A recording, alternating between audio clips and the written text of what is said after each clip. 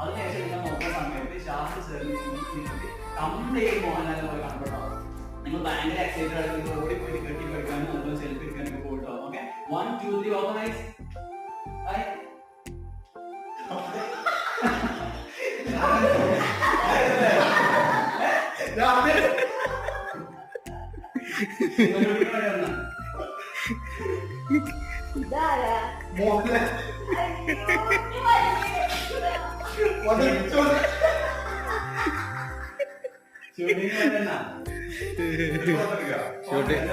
മോഹൻലാലിനോട് ചോദിക്ക്.